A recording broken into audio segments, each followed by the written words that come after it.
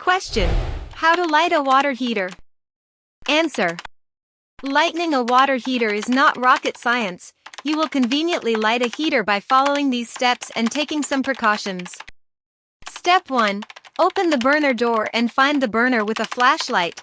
The use of a flashlight is recommended because the pilot is sensitive and can be damaged with a regular touch.